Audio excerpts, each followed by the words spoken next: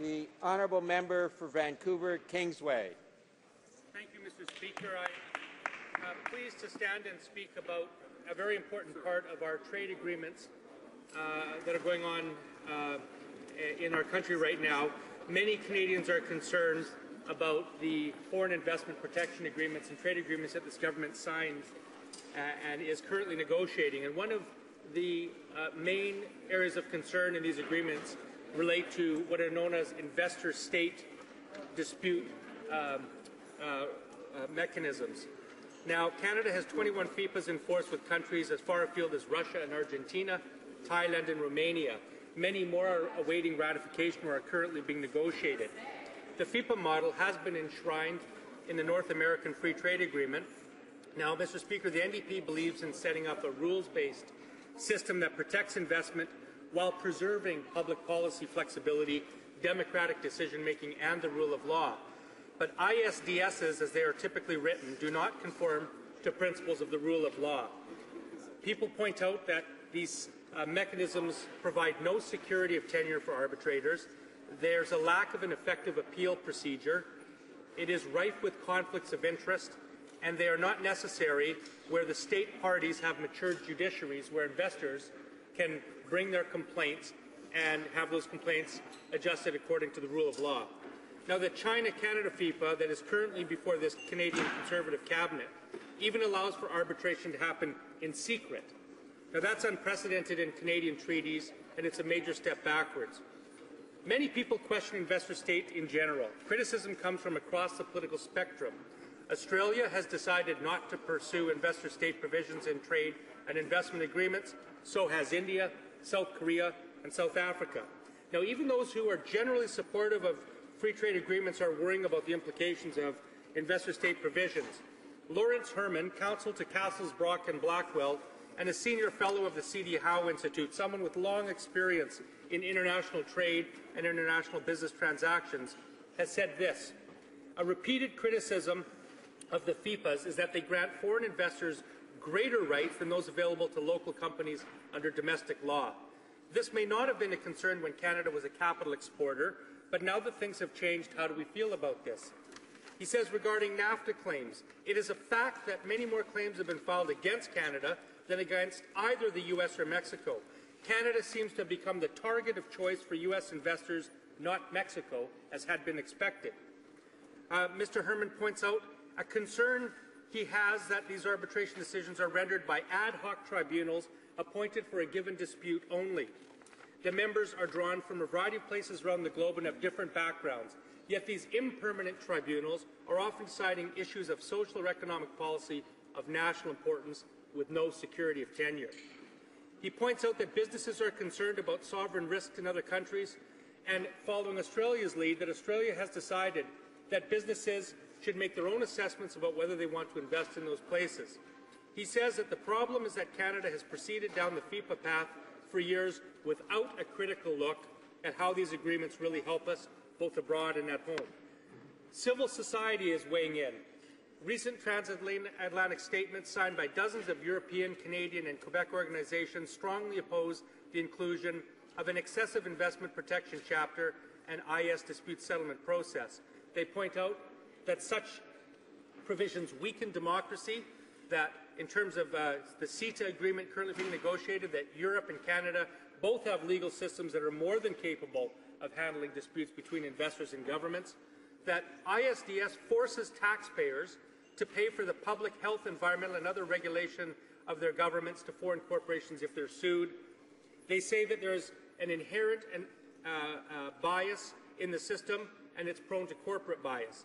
There's also scant evidence that these mechanisms encourage inward or outward investment. So, Mr. Speaker, what I want to ask the government is, why are they pursuing an investor-state provision in these agreements when it subjects Canadian taxpayers to potentially billions of dollars of lawsuits?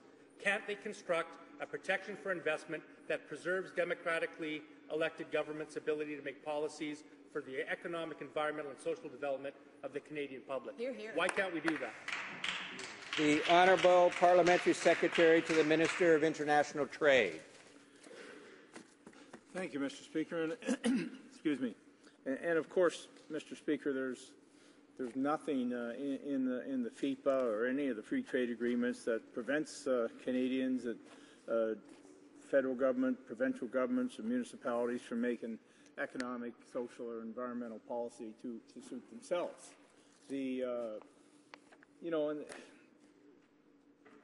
Quite frankly, Mr. Speaker, I hardly know where I've responded to this member so many times on this subject, and it's pretty hard to combat rumors and innuendos and half-truths and misleading statements, and it's fairly difficult.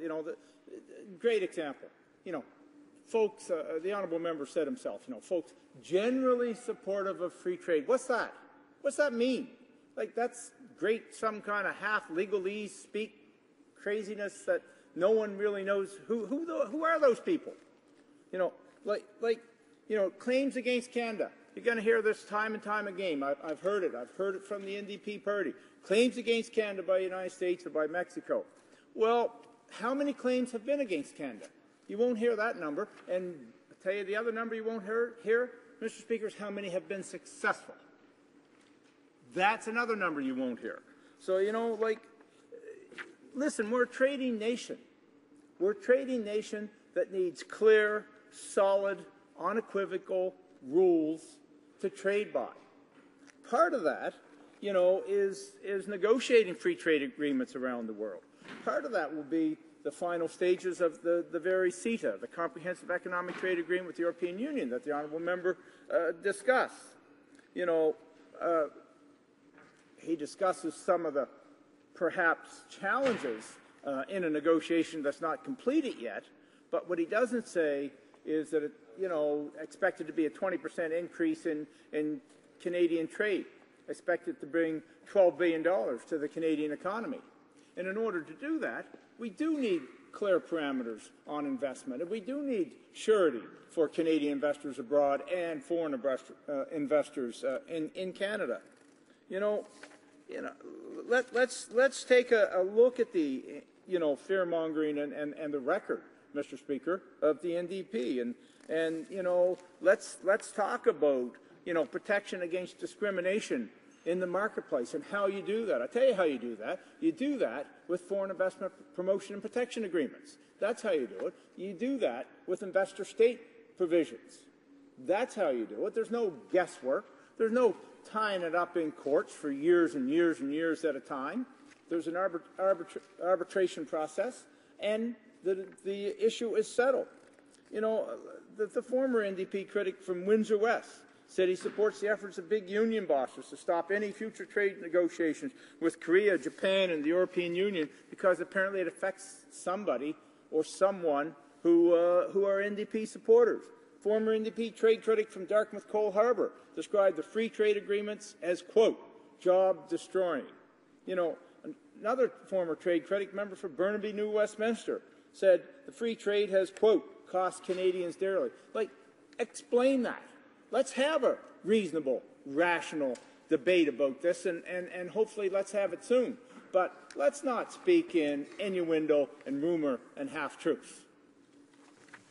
The honourable member for Vancouver, Kingsway. Thank you, Mr. Speaker. Well, here's some facts for the honourable member. The number of investment arbitration cases has surged in the last 2 decades from 38 cases filed in 1996 to 450 known investor state cases in 2011. Ontario has just been sued by an international company over its decision to try to generate a local wind farm technology sector.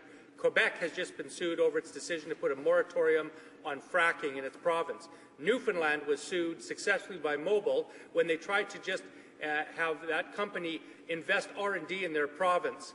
And these are examples where Canadian taxpayers are on the hook for hundreds of millions, if not billions of dollars. Those are facts and realities. Now, the honourable member can only babble and gaffe on about generalities and name-calling. He can't seem to respond directly to the issue before us, which is why is this government putting investor-state provisions in agreements that subject taxpayers to damages for their government simply making policy in the interest of Canadians? Answer that direct question. The Honourable Parliamentary Secretary. The question's still not been answered, Mr. Speaker. 350 cases brought against Canada. How many have been successful? You know, the Mobil Oil case in Newfoundland, you know, surely the honourable member doesn't think that's a proper example.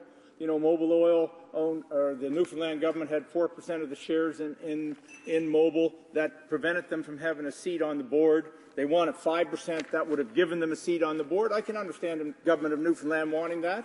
However, you cannot change a written agreement in this country without both parties agreeing to it. Therefore, arbitrary action on behalf of one party, whether that's for the good of that party or not is yet to be decided, has to be agreed to by both sides. What happened in the case of Newfoundland, Mr. Speaker, it wasn't agreed to. It went to court.